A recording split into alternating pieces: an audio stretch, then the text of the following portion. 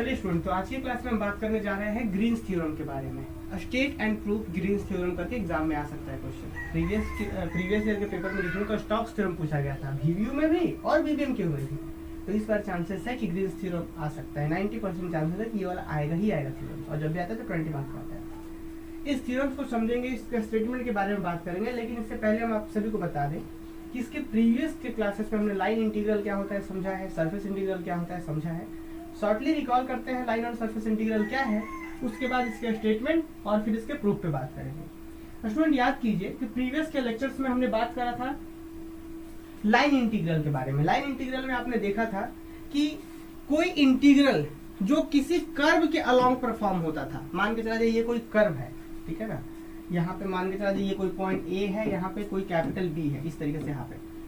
तो कोई इंटीग्रल अगर इस तरीके से किसी कर्व के अलोंग, एक सिंगल कर्व के अलोंग अगर परफॉर्म होता था तो उसे कहते थे हम लाइन इंटीग्रल। जैसे लास्ट के लेक्चर में हमने देखा था कि f कोई वेक्टर फंक्शन है, r कोई किसी पॉइंट का पोजीशन वेक्टर है, इसी के डेरिवेटिव के कॉरस्पॉन्डिंग में इस दोनों का डॉट प्रोडक्ट का इंटीग्रल हो रहा था किसी कर्व के अलोंग, तो इसी को हम कहते थे लाइन इंटीग्रल। लाइन इंटीग्रल मतलब सिंपली कहा जाए जहाँ पे वर्ड यूज होता था सिंगल इंटीग्रल यूज होता था, और जो इंटीग्रेशन होता था वो किसी कर्व के अलोंग होता था, इसे लाइन इंटीग्रल कहते थे।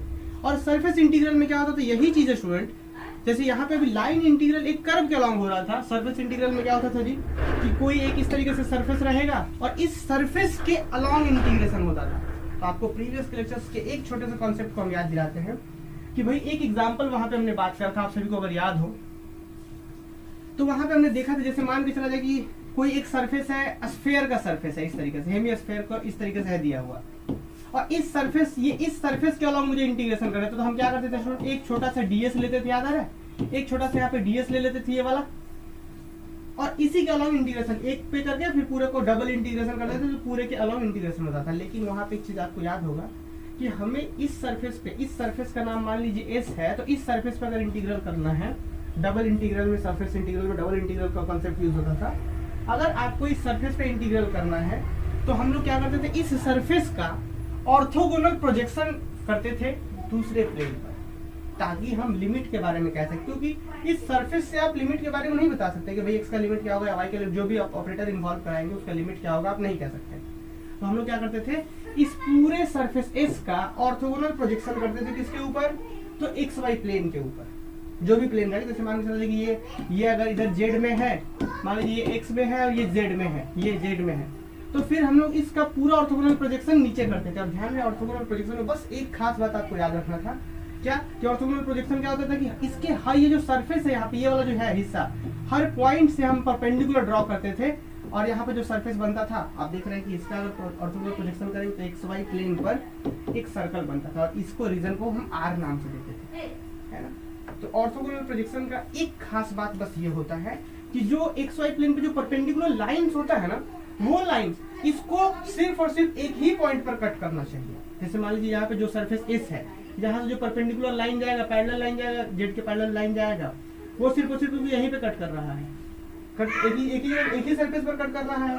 आप यहाँ पे देखिए तो ये जाएगा यहाँ पे कट करेगा और कहीं से कट नहीं करेगा। लेकिन स्टूडेंट अगर यही चीज आधा स्फीयर का जगह पूरा स्फीयर हो जाता है, ऐसे हो जाता, ध्यान से सुनिएगा इस चीज पे, यही चीज कॉन्सेप्ट यूज करेंगे कि अगर ये पूरा स्फीयर हो जाता है, यहाँ पे बीच में है ऐसे, और उसके बाद अगर इसका प्रोजेक्शन आप करेंगे तो मान लीजिए जो भी आप इसका प्रोजेक्शन लगाएंगे तो सर्कल तो बनेगा ही, नो डाउट, लेकिन जो परपेंडिकुलर लाइंस होगा यहाँ भी कट करेगा, इधर से सरफेस में भी और इधर से निकलते हुए भी एक बार। तो ऐसे केसेस में हमने क्या करना था, हमें ये करना होता है कि इस पूरे इस जो सरफेस को दो हिस्सों में बांटेंगे, एक ऊपर और एक नीचे, इस तरीके से बांटेंगे कि जो परपेंडिकुलर लाइंस हो सिर्फ और सिर्फ एक जगह कट करें। तो इस लॉजिक को फिर से सुनिए। लाइन इंटीग्रल में क्या था, एक कर्व के अलोंग इंटीग्रेशन होता था। सरफेस इंटीग्रल में क्या था कि जिस भी सरफेस के इंटीग्रल अलोंग इंटीग्रेशन करना है उस सरफेस का हम प्रोजेक्शन लगाते थे, और इसके से हम रीजन R लिख देते थे और काम करते थे। और इस सरफेस इंटीग्रल में बस एक खास बात हमें याद रखना है कि जो ऑर्थोगोनल प्रोजेक्शन होता है वो इस तरीके से होना चाहिए कि जो परपेंडिकुलर लाइंस है वो सरफेस को सिर्फ एक जगह काटे। अगर दो जगह काट रहा है तो हम इस तरीके से इस सरफेस को दो हिस्सों में या तीन हिस्सों में या चार हिस्सों में बांटेंगे कि लाइंस को अलग अलग करके हम निकाल देंगे। जैसे मान लीजिए इसको दो टुकड़े बांट दिए तो नीचे वाला स्फीयर का एक बार अलग निकाल लेंगे, ऊपर वाला स्फीयर का अलग, फिर जोड़ देंगे, लाइन सरफेस इंटीग्रल आ जाएगा। इसका कुछ फॉर्मूला भी मैंने आप सबको बताया था कि F dot in unit vector, unit normal vector और ds जो स्मॉल एलिमेंट्री सरफेस पे एरिया है वो, इसका वैल्यू ये सरफेस एस में करना था सरफेस इंटीग्रल, तो इसको हम चेंज करके लाइन इंटीग्रल में ऐसे लेते थे, sorry surface integral region R में लेते थे ऑर्थोगोनल प्रोजेक्शन से। तो ये सारी बातें मैंने प्रीवियस लेक्चर्स में बता रखी हैं। अब भाई अब सिंपली आपको इतना ध्यान रखना है स्टूडेंट कि लाइन इंटीग्रल मतलब सिंगल इंटीग्रेशन का कॉन्सेप्ट यूज हो रहा था, सरफेस इंटीग्रल मतलब डबल इंटीग्रल का कॉन्सेप्ट यूज हो रहा था, और यहाँ पे सरफेसेस, और ध्यान दीजिए रीजन आर क्या है, रीजन आर क्या है जी, एक्सवाई प्लेन का कॉन्सेप्ट के बारे में बात हो रहा होगा, जो भी होगा इसके अकॉर्डिंग होगा। क्लियर, ये बातें मैंने प्रीवियस लेक्चर्स में बता रखी हैं। फिलहाल अभी सिंपली समझना लाइन इंटीग्रल में सिंगल इंटीग्रल और डबल इंटीग्रल में सरफेस इंटीग्रल। क्लियर, नेक्स्ट आ जी, अब ग्रीन्स थ्योरम क्या कहता है? ग्रीन्स थ्योरम कुछ नहीं है, ग्रीन्स थ्योरम सिर्फ इतना बताता है कि लाइन इंटीग्रल और सरफेस इंटीग्रल में क्या संबंध है, रिलेशन बताता है, और इसके मदद से ना हम लाइन इंटीग्रल के कॉन्सेप्ट को, क्वेश्चन को आसानी से सॉल्व भी कर सकते हैं। तो देखिए स्टूडेंट, यहाँ पे लाइन इंटीग्रल, ये ग्रीन्स थ्योरम का स्टेटमेंट कहता क्या है? ये बोलता है कि if R is the close region, closed, if R is a close region in x Y plane, जैसे मैं यहाँ पे समझा भी रहा था कि if R is a close region between in x Y plane, जैसे ये वाला हिस्सा है देखिए, if R is a closed region in the xy plane bounded by a simple closed curve C, जो रीजन है जैसे सर्कल से बाउंडेड हो रहा है, जैसे यहाँ पे देखिए ये वाला जो रीजन है R वो बाउंडेड हो रहा है सर्कल से, हो सकता है कोई रीजन ऐसे ऐसे इस कर्व से बाउंडेड हो, सिंपल क्लोज कर्व से। सिंपल क्लोज कर्व भाई वैसा क्लोज कर्व जो आपस में इंटरसेक्ट नहीं करता हो, जैसे कि एक कर्व हम ऐसे ले लिए कि लीजिए ये क्लोज तो है लेकिन आपस में इंटरसेक्ट नहीं कर रहा, मतलब ये सिंपल क्लोज कर्व। एक कर्व हम ऐसे ले लेते हैं, देखिए क्लोज है पर आपस में इंटरसेक्ट कर जाता है, this is not simple close. मैंने लास्ट में भी समझाया था इस चीज को। सिंपल क्लोज कर्व का मतलब कि जो क्लोज हो बट इंटरसेक्ट ना करे। तो जरा देखिए, if R is a close region in the x Y plane bounded by a simple close curve C, and अब दो को फंक्शन भी दिया हुआ है कि phi of x y and psi of x y are continuous function having continuous partial derivative in R। क्या कह दिया हुआ है कि xy प्लेन में एक रीजन है R, वो बाउंडेड है, और उसके बाद क्या बोला गया है कि एक है फंक्शन फाई और एक है फंक्शन साई, वो कॉन्टिन्यूअस है और पार्शियल डेरिवेटिव पोजेस कर रहा है उसी रीजन R में। ठीक है, चलिए अब क्या बोला गया है, तब ग्रीन्स थ्योरम ये कहता है स्टूडेंट कि जो पहला वाला फंक्शन था फाई, इस फंक्शन का आप इंटीग्रेशन कर दीजिए किसके साथ जी, x के रिस्पेक्ट में, किसके ऊपर, तो क्लोज कर्व के ऊपर। ये क्या बता रहा है, सिंपली लाइन इंटीग्रल को बता रहा है कि अब फाई का dx के साथ है, फाई का x के ऑपरेट में इंटीग्रेशन की कौन से कर्व पे, तो जो रीजन है ना r कर्व उसी के अलोंग इंटीग्रेशन करना, मैंने अभी समझाया था। और फिर प्लस साई ऑफ dy कि साई यहाँ पे Sai dy, sorry Sai dx और फाई dy ये करना है। अब कोई फर्क नहीं पड़ता, आप इसके साथ y इसके साथ x रखिए, कोई दिक्कत नहीं है, लेकिन बस ये ध्यान रखना है कि जिसके साथ आप x रखेंगे, साई के साथ x रखेंगे तो साई का डिफरेंशिएशन y के रिस्पेक्ट में, इसके साथ आप y रखा है आपने तो इसका x के रिस्पेक्ट में डिफरेंशिएशन। और ध्यान दें यही लॉजिक होना चाहिए कि इधर वाला ही नेगेटिव में होना चाहिए। तो एक बार फिर से सुनिएगा कि R को close and bounded region x Y plane में, अच्छा देन और वो जो रीजन R है वो किससे है कि if R is a close region in the x Y plane bounded by simple close curve C and phi of xy and psi of xy are continuous function having continuous partial derivative, उस function का partial derivative भी मिल रहा है उस R के अंदर और continuous भी है। तब ग्रीन्स थ्योरम ये कहता है कि phi का x के रिस्पेक्ट में, मतलब phi dx, sorry psi dx plus phi dy, psi dx plus phi dy का इंटीग्रेशन किस पे भाई, तो पूरे उस क्लोज कर्व पे जो रीजन को बाउंड कर रहा था ना, मान लीजिए ये ऐसे रीजन है वो R, तो ये जो कर्व है इसी कर्व का नाम है C।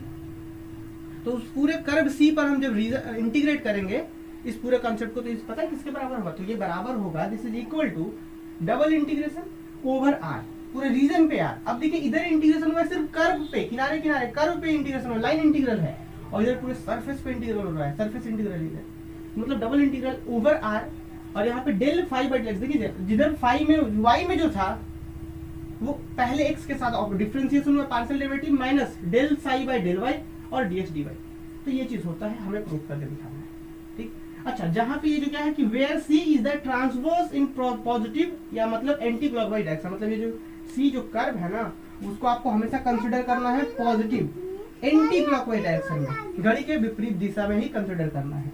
ठीक है, तो उम्मीद है कि ये बातें आप लोग समझ पा रहे होंगे। ग्रीन्स थ्योरम कहता क्या है, तो ग्रीन्स थ्योरम कहता है कि ये लाइन इंटीग्रल बराबर होगा इस सरफेस इंटीग्रल के। अब आपको ये स्टेटमेंट भी याद रखना है, कैसे याद रखेंगे, तो स्टेटमेंट का जरा ध्यान रखेंगे कि कोई एक क्लोज कर्व है, कोई एक रीजन आर है जो कि सी कर्व से बाउंडेड है, ठीक। दो को फंक्शन लिया हम, फाई ले लिया और साई ले लिए।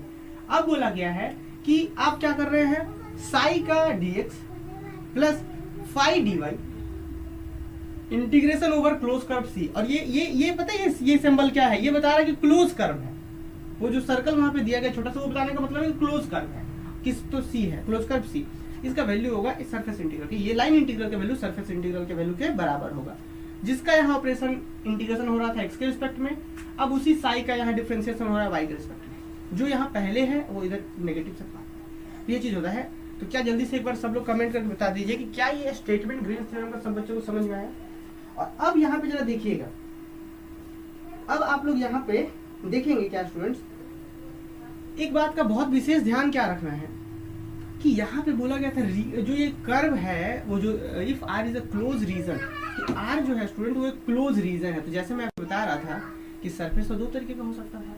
एक तो ऐसा हो सकता था कि भाई मान लीजिए जैसे एक रीजन आर यहाँ पे था, और एक ऐसा भी तो रीजन हो सकता था जैसे मैंने वहां पे कहा ना कि R is a region in x Y plane. तो ये दो केस मैंने अभी आपको सरफेस इंटीग्रल में डिस्कस किया कि एक रीजन ऐसा कि जिस पे परपेंडिकुलर लाइन कर रहे थे तो कहीं पे कट नहीं कर रहा था, सिर्फ और सिर्फ एक पॉइंट पर कट कर रहा था।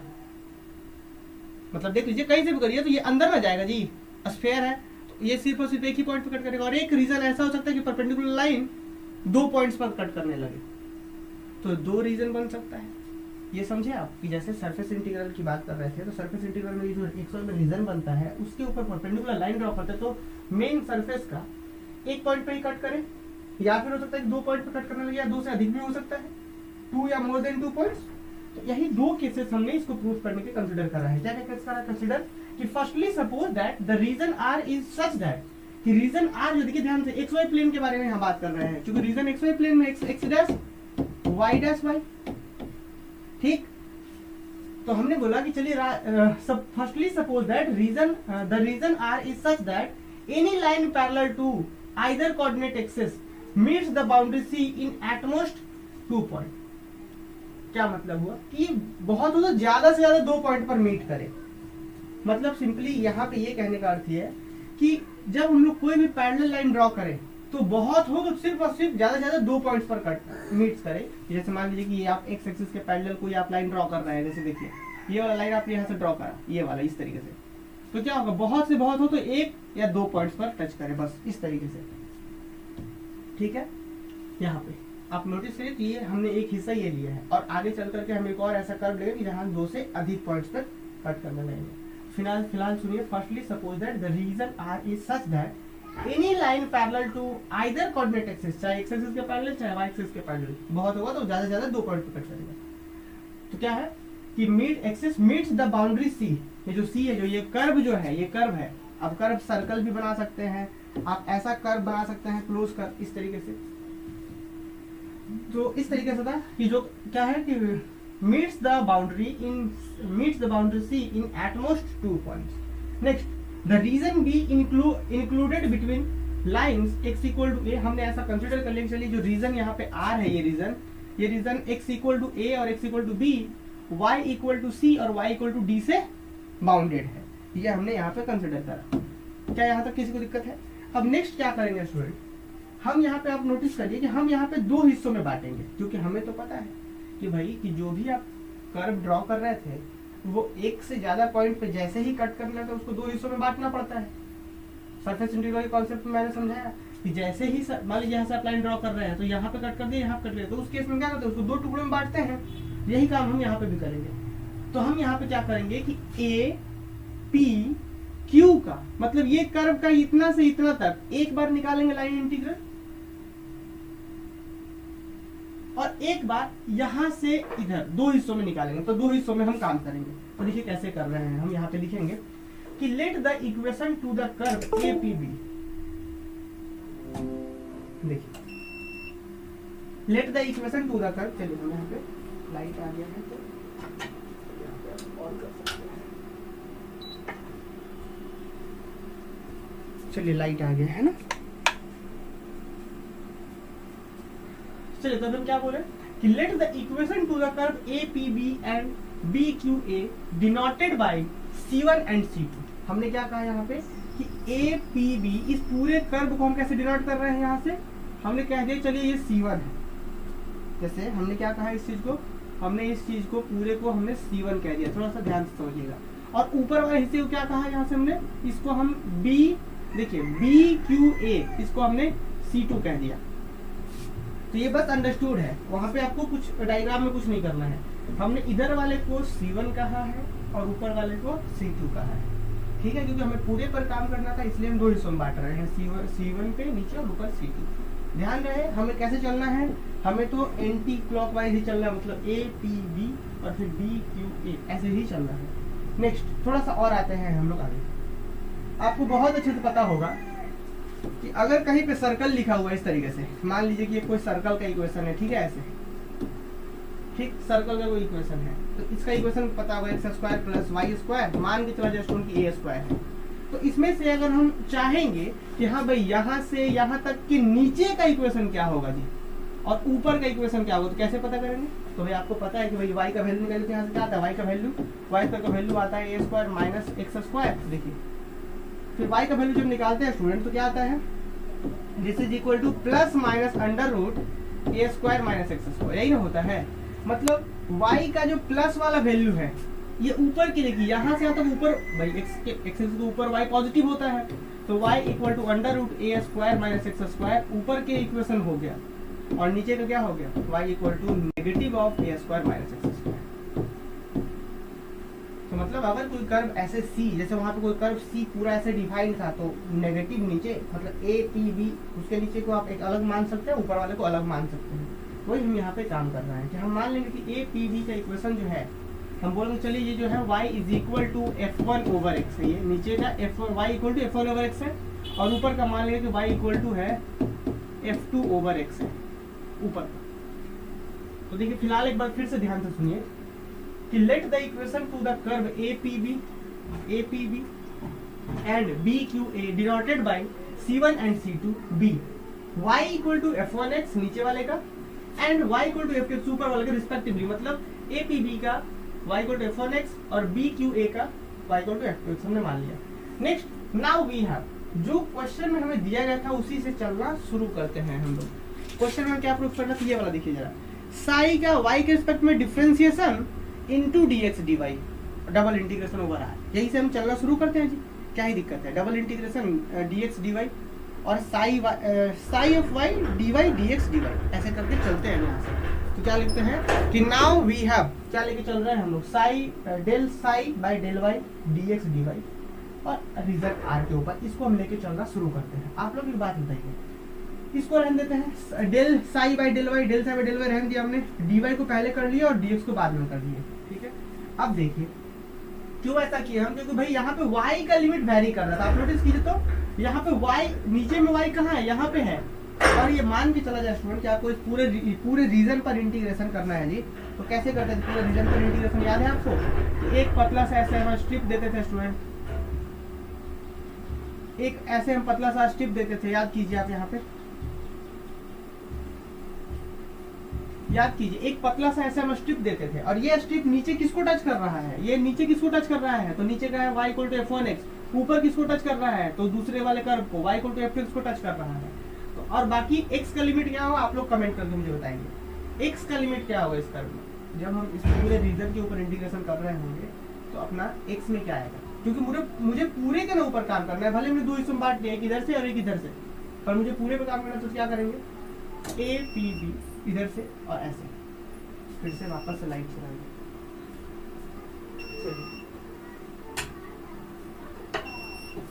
ठीक है। तो बताइए क्या यहाँ तक क्लियर है सबको।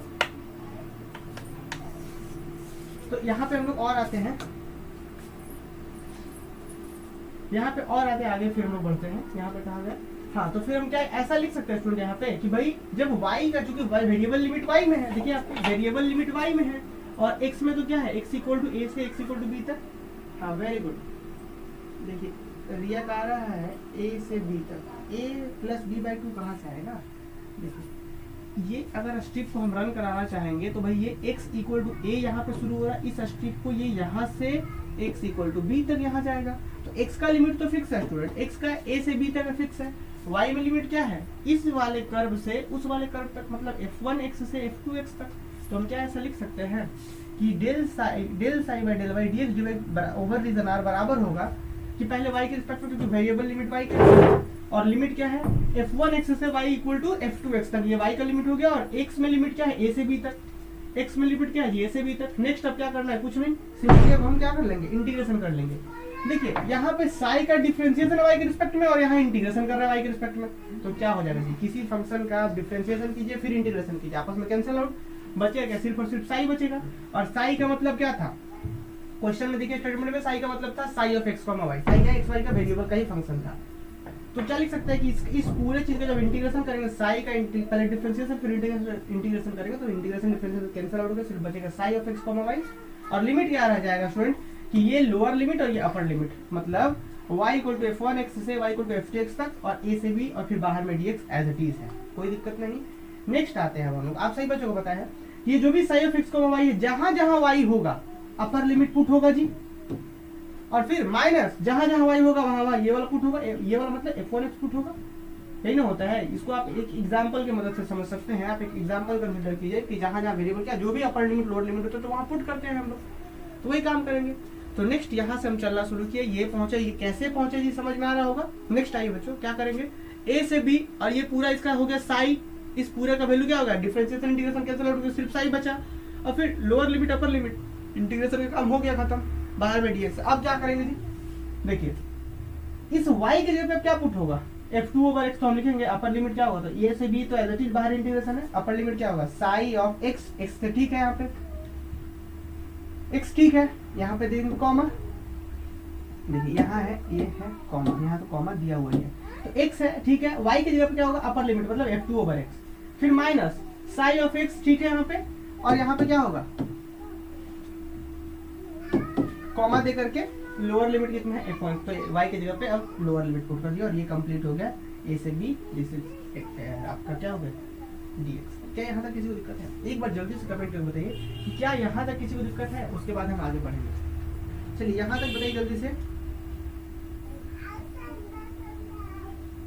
चलिए क्या यहाँ तक किसी बच्चे को दिक्कत है बताइए, क्या यहाँ तक किसी को दिक्कत है। नेक्स्ट अब हम लोग क्या करेंगे स्टूडेंट, देखिए ये हो गया। अब आप सही बच्चों को पता है कि ये इंटीग्रेशन दोनों पे बढ़ जाएगा, और ये कुछ और नहीं है बल्कि है एक्चुअली में क्या y का ही वैल्यू है, ये एक्चुअली में क्या है बस y का ही वैल्यू, बस इतना बता रहा है, ये ऊपर वाला है b q, देखिए यहाँ वाला है, ये बता रहा है b q a का, f2x मतलब b q a को बता रहा है, और f1x मतलब ये वाला बता रहा है। तो क्या ही दिक्कत है तो y ही, जैसे सर्कल में हम बता रहे थे कि सर्कल में ऊपर वाले को ये बता रहा था और नीचे वाला, तो है तो वैल्यू y का ही।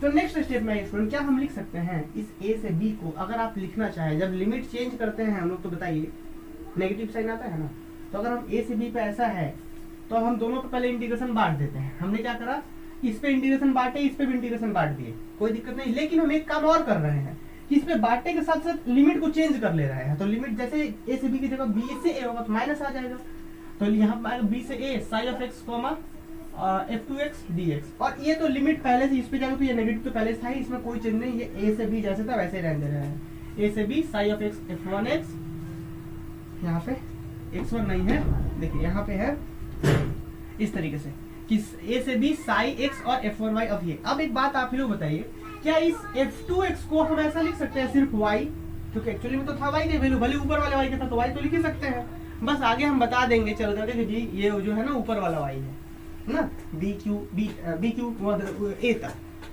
और ये क्या है a p b तक नीचे वाला है, तो हम इसको भी y लिख दिया हमने। तो नेक्स्ट दोनों में माइनस था, माइनस बाहर कर दिए, b से a sigh of x y dx, और प्लस a से b sigh of x y dx, कोई दिक्कत नहीं। अब नेक्स्ट आप ही लोग ये बताइए कि ये जो इंटीग्रेशन आपको दिख रहा है b से a है, a से b नहीं है, क्या है जी, आइए ये है b से a, ऑब्वियस यहाँ b है, b से a करना है, और फंक्शन का वैल्यू क्या है ऊपर वाला लिया गया उधर, तो क्या हम बोल सकते हैं इसी को ऊपर वाले कर्व को हम C2 बोले थे ना, तो आपको याद होगा सिंगल जो लाइन इंटीग्रल के कॉन्सेप्ट में मैंने बताया था, या तो आप कर्व लिखिए या आप उसका लिमिट लिखिए, बात बराबर होता है। तो क्या हम ऐसा लिख सकते हैं कि ये जैसे दोनों से माइनस करके बाहर हो गया, तो क्या हम इसको b से a जो था और यहाँ पे y ऊपर वाला था, तो हम लिख सकते हैं कि ये जो इसका मतलब कुछ और नहीं, इसका मतलब हो रहा है कि लाइन इंटीग्रल है साई का, लाइन इंटीग्रल है साई का कर्व C2 के ऊपर, बी से ए मतलब वही है कर्व C2 ऊपर वाला ही है, ठीक है ना। तो इसीलिए क्या हम इसको लिख सकते हैं कि ये पूरे का मतलब हम C2 लिख सकते हैं क्योंकि कर्व C2 के ऊपर हो रहा है। लिमिट का मतलब भी वही होता है बी से, ठीक। अब ए से बी मतलब ये वापस से कर्व कौन सा हो रहा है C1 क्यों, क्योंकि यहाँ का जो वाई है वो नीचे वाला को दिखा रहा था, इसीलिए तो क्या यहाँ तक क्लियर है। अब आप ही लोग एक बात बताइए, क्या बोला गया, यहाँ बोला है साई का इंटीग्रेशन पूरे C1 कर्व के ऊपर, साई का इंटीग्रेशन पूरे C1 कर्व के ऊपर प्लस साई का इंटीग्रेशन पूरे C2 कर्व के ऊपर। तो हम बोल सकते हैं पूरा क्लोज C पर हो गया इंटीग्रेशन उसका, एक कोई फंक्शन है उसका इंटीग्रेशन आधा पार्ट में, फिर प्लस इधर वाले पार्ट में, तो बोल सकते हैं उस कर्व का इंटीग्रेशन पूरे पार्ट में फंक्शन का इंटीग्रेशन हो गया। तो नेक्स्ट जो आपको यहाँ पे C1 पे इंटीग्रेशन हुआ फिर प्लस C2 पे हुआ, तो क्या हम पूरे को लिख सकते हैं कि हाँ जी पूरा C पर इंटीग्रेशन हो गया। क्लोज कर C पर, क्लोज क्यों हुआ, क्योंकि कंप्लीट क्लोज हुआ। अभी हम इस पे क्लोज नहीं लिख सकते हैं, C1 पर क्लोज नहीं लिख सकते हैं, C2 पे क्लोज नहीं लिख सकते, लेकिन जब दोनों जुटा तो क्लोज हो गया। और साइन क्या है, बाहर माइनस का है, तो ये दोनों जुट करके C बन गया, sigh of x comma y dx। अब देखो तो ध्यान दीजिएगा स्टूडेंट कि जो लेफ्ट साइड हम लेके चल रहे थे यहाँ से ये वाला साई का y के रिस्पेक्ट में डिफरेंशिएशन फिर dx dy ओवर r, इसका वैल्यू ये आ गया। रिलेशन 1 तक किसी को दिक्कत है बताइए जल्दी से, क्या रिलेशन 1 तक किसी बच्चे को प्रॉब्लम है बताइए। अब इसके बाद हम लोग बढ़ेंगे इसी से आगे, जैसे हमने अभी यहाँ पे हमने जैसे क्या काम करा था कि इस वाले को हम दो टुकड़ों में तोड़े थे, एक नीचे एक ऊपर। इसी तरीके से स्टूडेंट अब हम जैसे अभी हमने क्या करा था, लाइन पैरेलल कैसे लिया था, ये वाला लिया था ना। अब हम लोग लाइन पता है पैरेलल कैसे लेंगे, अब हम लोग लाइन कुछ ऐसा लेने जा रहे हैं, कुछ अब हम लोग ऐसा लाइन लेने जा रहे हैं, कुछ इस तरीके से कुछ लाइन अब हम लोग ऐसा लेने जा रहे हैं। तो इस केस में क्या होगा स्टूडेंट, आपको बहुत अच्छे से पता होगा कि इस केस में अगर हम बात करें कि y का लिमिट क्या होगा, तो y का लिमिट जो होगा c से d होगा। दूसरा केस y का लिमिट c से d कांस्टेंट होगा। बस क्या दिक्कत क्या यहाँ पे आएगा कि x का लिमिट जो होगा इस कर्व से टच करते हुए इस कर्व तक, फिर अब हम इस टुकड़ा में बांटेंगे p a q, एक इधर से सॉरी इधर से नहीं, हम लोग को क्लॉकवाइज ही चल रहा होगा तो q देखिए एंटी क्लॉकवाइज चल रहा होगा तो P B Q, एक हम मान लेंगे C1 डैश, इधर से C1 डैश मान लेंगे और इधर से मान लेंगे C2 डैश। सेम जो काम हमने पहले वाले केस में करा वही काम करेंगे। बस फर्क क्या आ रहा था कि फर्स्ट वाले केस में हमने क्या करा था कि जो स्ट्रिप कंसीडर करना चाहा था वो स्ट्रिप था कुछ इस तरीके से पैरेलल टू एक्स एक्सिस, तो जिसके पैरेलल उसका लिमिट कांस्टेंट होता है, सॉरी अपोजिट y के पैरेलल तो x का लिमिट कांस्टेंट है, जिसका पैरेलल होता है उसमें वेरिएबल लिमिट होता है। तो x में लेंगे तो फिर सेम यही काम करेंगे। इधर के लिए हम मान लेंगे कि यहाँ से यहाँ तक, यहाँ से यहाँ तक का जो यहाँ से यहाँ तक का जो ये है ना अपना क्या कहते हैं, इधर से इधर का जो कर्व है मान लेंगे कि x is equal to g1, ये इधर का g1 इधर का g2 मान लेंगे। तो मुझे उम्मीद है कि ये बात आप समझ पा रहे होंगे, यहाँ पे स्ट्रिप देने की खास आवश्यकता नहीं है, मुझे ऐसा लग रहा है कि आप समझ पा रहे होंगे, है ना। चलिए तो आप लोग यहाँ पे चाहे तो स्ट्रिप हटा भी सकते हैं, कोई दिक्कत नहीं है।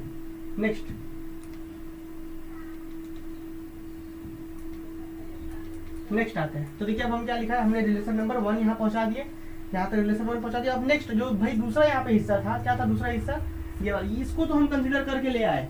अब नेक्स्ट इसको ले आते हैं, फाई का डिफरेंशिएशन x के रिस्पेक्ट में dx dy, फाई का डिफरेंशिएशन। नाउ देखिए ये हो गया, उसके बाद लिखेंगे now let the equation to the curve QAP, कहाँ गया जी, QAP, इसको हम C1 बोल रहे हैं, इस वाले हिस्से को हम क्या बोल रहे हैं C1 डैश बोल रहे हैं इधर वाले को, और इधर वाले को C2 डैश बोल रहे हैं, ठीक।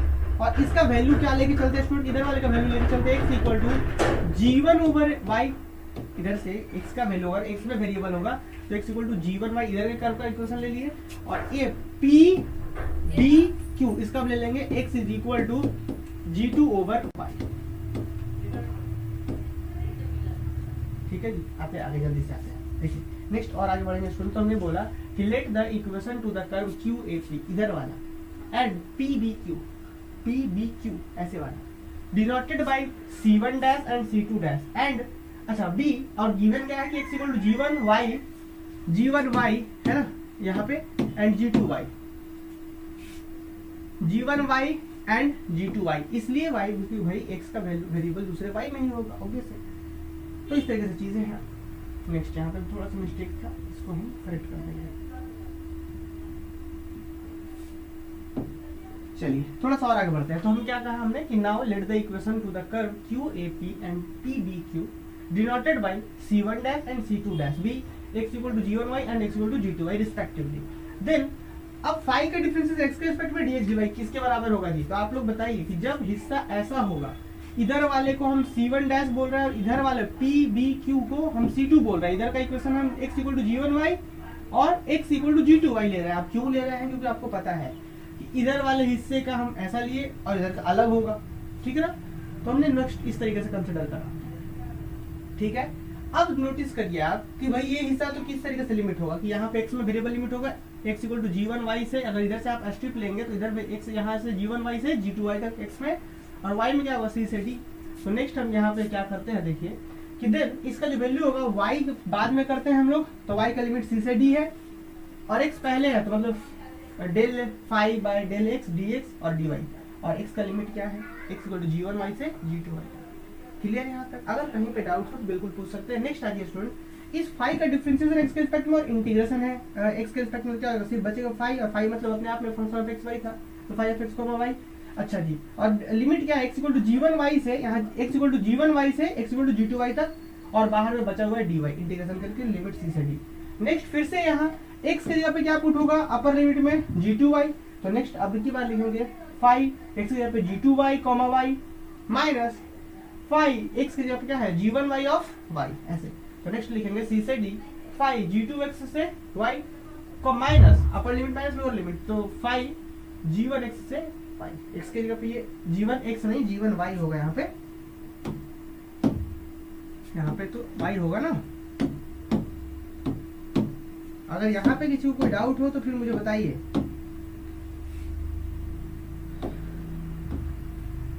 अगर कहीं पे इधर कहीं डाउट्स हो तो फिर मुझे कमेंट करके बताइए। तो इस तरीके से अपर लिमिट क्या हो गया, ये y पुट करा हमने, और यहाँ पे g1 lower limit g1y put करा, इस तरीके से। नेक्स्ट फिर से क्या करेंगे, यही c से d दोनों पर बांट देंगे, इस पर भी और इस पर भी बांट देंगे। अब नेक्स्ट आप लोग आइए, हम लोग यहाँ पे क्या करने जा रहे हैं, थोड़ा सा याद कीजिए। हम यहाँ पे कुछ इस तरीके से करना है, क्योंकि मुझे एंटी क्लॉकवाइज में ही चलना था, तो हम क्या कर रहे हैं, इधर से जब इधर चलेंगे तो जरा नोटिस कीजिए क्या होगा जी, d से c होगा। क्या होगा, इधर से d से c और इधर से होगा c से d होना चाहिए, है ना। तो एक में आपको c से d चाहिए और एक में d से c चाहिए। तो हम क्या करते हैं, जरा देखिएगा। तो एक में मुझे c से d चाहिए था, एक में d से c चाहिए था, तो हमने क्या करा, यहाँ का ये, तो हमने एक में यहाँ पे एज इट इज रहने दिए, हम ये लेकर के चल रहे हैं। कहाँ गए हम लोग, हाँ यहाँ पे upper limit minus lower limit कर दी। अब क्या देखिए, c से d एक बार एज इट इज रहने देते हैं। c से d किधर वाले को, राइट वाले में मुझे c से d चाहिए था, देख लीजिए आप यहाँ पे राइट वाला जो कि इधर था g2y वाला था, इधर में मुझे c से d चाहिए, तो हम c से d रहने देते हैं। कहा गया, तो ये c से d g2 of y, right वाले में हम c से d रहने देते हैं, और लेफ्ट वाले में d से c करने के लिए आप भाई, चूंकि ये तो आएगा तो इसके ऊपर c से d ही आएगा, आपको पता है कि जब ये इंटीग्रेशन इस पे बटेगा तो ऐसा चीज, इस पे बटेगा तो हम लिमिट चेंज कर दे रहे हैं। क्यों चेंज कर रहे हैं, क्योंकि मुझे d से c चाहिए, एंटी क्लॉकवाइज में ही चाहिए। तो इसलिए जो अपना इस साइड हिस्सा था, देखिए स्टूडेंट, ये वाला जो हिस्सा था, यहाँ था आपका, जैसे ये था अपना क्या था, P Q था, और यहाँ पे A था और B था। इस वाले हिस्से को हमने बोला है x इक्वल टू g2y, और इधर वाले हिस्से को यहाँ पे देखिए, यहाँ पे ये c है, यहाँ पे d है, यहाँ x equal to y equal to c से d। तो इधर वाले हिस्से के लिए जो कि हमने c1 डैश पहला लिमिट बोला है, उसका वैल्यू क्या था, x is equal to g1 over y,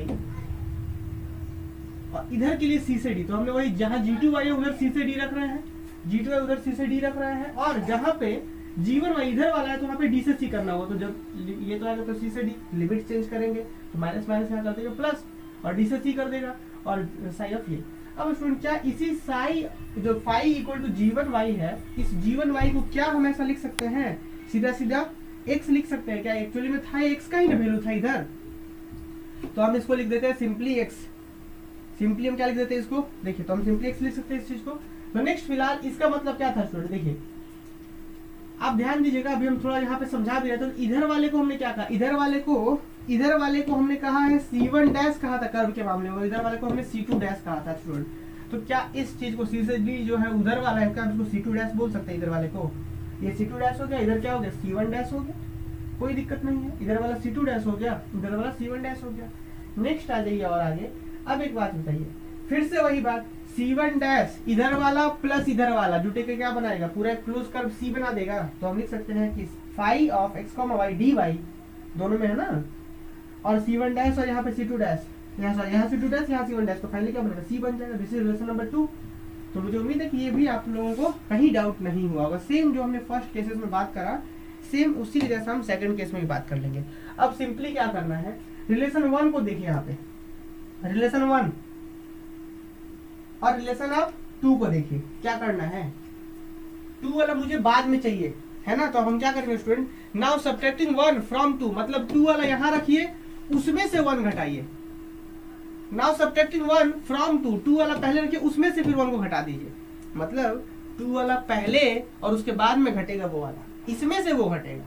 तो क्या होगा जी, ये पहले होगा माइनस ये वाला। अब देखिए दोनों में डबल इंटीग्रल है, दोनों में ओवर आर है, दोनों में dx dy है, तो कॉमन आउट कर सकते हैं इंटीग्रल। तो फाइनली जब आप करेंगे ऐसा, तो फाइनली आपके पास क्या आएगा, डबल इंटीग्रल ओवर आर। ये वाला 2 वाला है, 1 फ्रॉम 2, तो 2 वाला पहले, तो 2 में क्या था, del phi by del x था, और 1 में क्या था, del psi by del y था, और बाहर में dx dy कॉमन आउट हो गया, और दोनों इंटीग्रेशन सेम के ऊपर था, तो हम वो इंटीग्रेशन भी कॉमन कर लेते हैं। अब बाकी इंटीग्रेशन तो सेकंड माइनस फर्स्ट हो जाएगा, ठीक है। अच्छा इधर क्या होगा जी, आप नोटिस कीजिए, इधर तो दोनों में प्लस था कि complete integral phi D y था, और फाई एक्स कॉमा वाई को सीधे फाई डी वाई लिख सकते हैं, कोई दिक्कत नहीं है। मान लीजिए कि फाई एक्स कॉमा वाई है और डी वाई है, ऐसे डी एक्स डी वाई है, इसको हम सिंपली फाई डी वाई लिख सकते हैं, नो डाउट, है ना। तो हम इसको लिख दिया, और फिर फाइनली इसी के साथ एक और क्या हो रहा था, माइनस होना था। तो इसमें से जब एक और माइनस होगा, कौन वाला, माइनस ऑफ माइनस, तो इसमें से जब ये वाला माइनस करेंगे, इसको माइनस करेंगे, तो ये माइनस पहले से आएगा, और माइनस फॉर्मूला से माइनस कर रहे हैं, माइनस और माइनस दोनों प्लस हो जाएगा।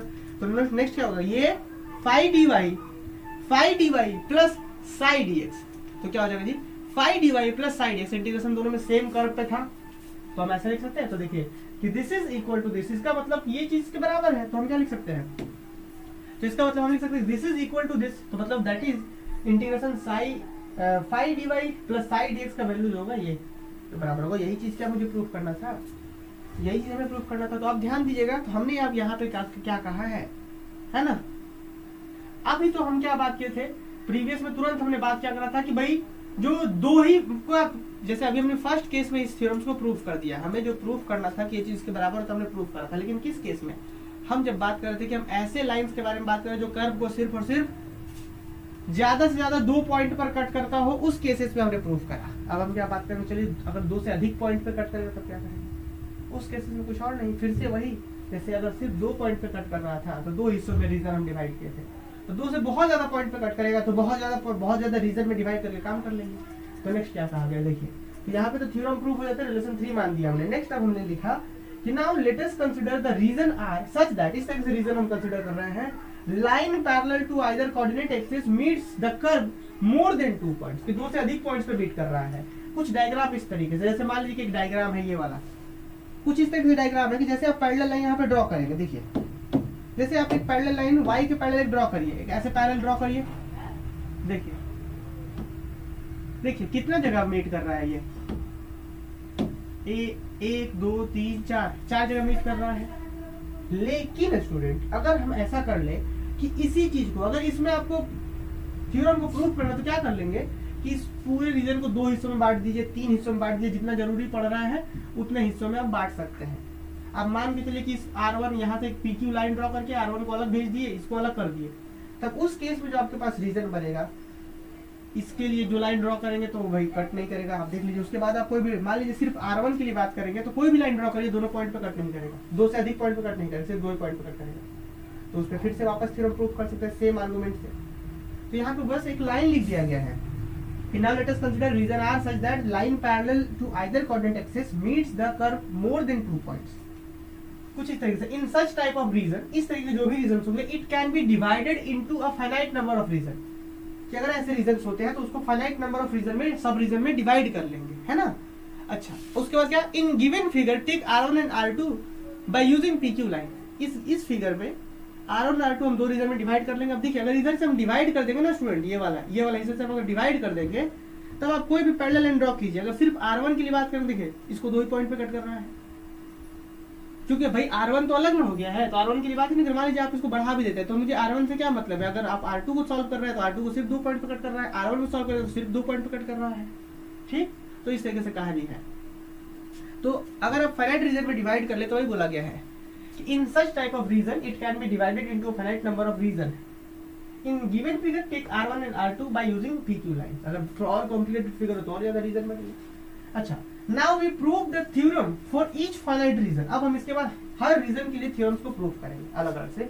उसके बाद एंड अच्छा बाय क्या बोला गया, now we prove the theorem for each finite region by using the above result. Above result की मदद से सब थ्योरम सभी रीजन में प्रूव करेंगे एंड एडिंग दीज रिजल्ट। उसके बाद इस रिजल्ट को ऐड करेंगे और ऐड करेंगे तो वी गेट, फिर से हमें वही मिलेगा जो चीज होता है यहाँ पे जो ग्रीन्स थ्योरम कहता है।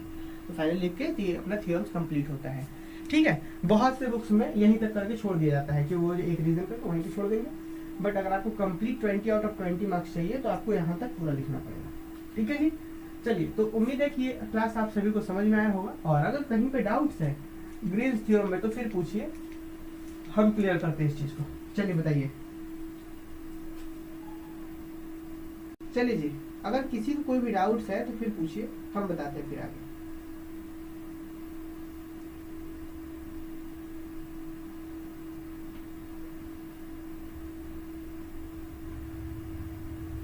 चलिए, अगर किन्हीं को कोई डाउट्स है तो फिर आप पूछ सकते हैं।